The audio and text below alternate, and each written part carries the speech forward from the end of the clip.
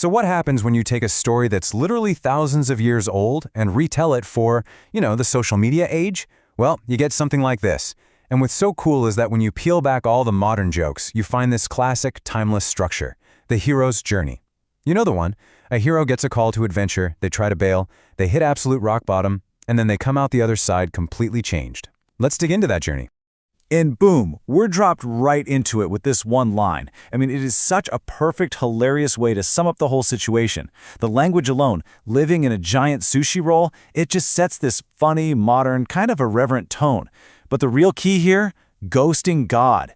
That phrase tells you everything you need to know about our hero's mindset right before his entire world just fell apart. You know, that whole idea of ghosting God is actually a classic part of almost every great story ever told. It's what's known as the refusal of the call. The hero gets their mission, their destiny, and what's their first reaction? Almost always it's, no thanks, not for me. Our guy here just found a much more 21st century way to say it.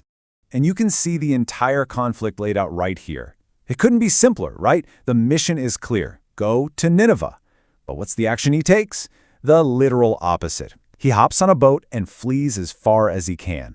It's this single choice, this one decision to run, that sets the whole disaster in motion. And just look how fast it all falls apart. This isn't some slow burn. It's like a line of dominoes. One bad decision leads to a massive storm, which leads to him getting thrown overboard, which leads to, well, this. It's just a perfect, rapid-fire chain reaction of consequences. And this brings us to what's probably the most famous part of any hero's journey, the belly of the whale. It's that moment where the hero hits their absolute lowest point. They're trapped, they're in the dark, and they're forced to face their own mistakes. And in this story, it's not a metaphor at all. Okay, and this is where the humor really just shines. Here he is in this epic life-or-death situation, and how does he talk about it? Like he's leaving a terrible one-star Yelp review for a bad hotel. It's that clash, between the mythic scale of his problem and his totally modern mundane complaint that makes it so relatable and funny.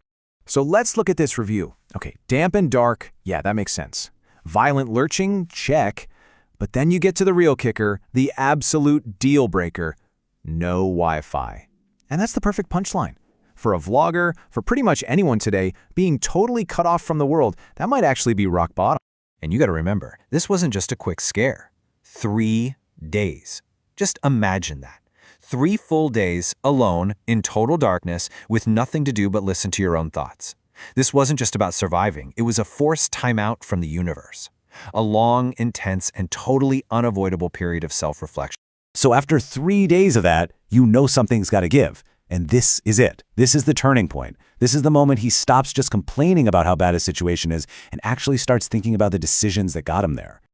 I love this line. He doesn't say, oh, it was the worst mistake of my life.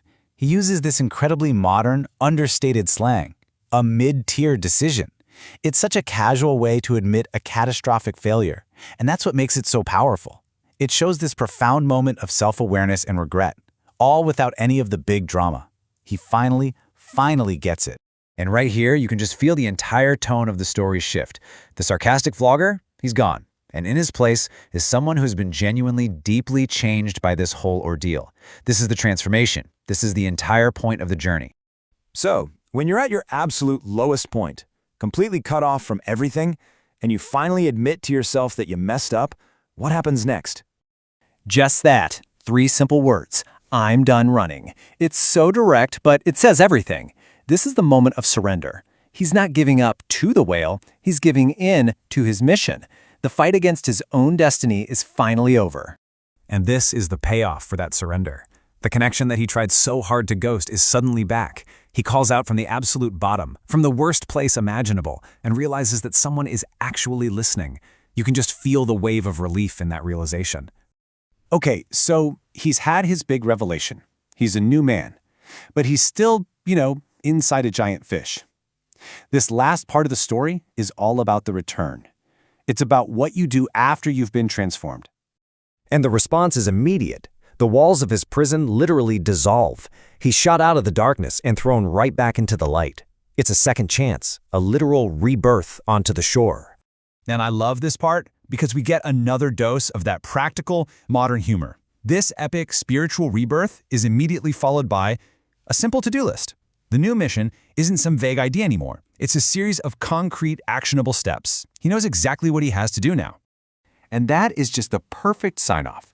It brings the whole story full circle. Nineveh, the very place he was running from in terror at the beginning, is now his destination. He's not just accepting his mission anymore. He's actively moving toward it. The journey is complete. And that's really why this story has stuck around for thousands of years, isn't it? We all have things we run from, a big challenge, a responsibility, some kind of calling. And sometimes life puts us in our own belly of the whale, a dark place that forces us to stop, to think, and to reevaluate everything. It really makes you wonder, what's yours?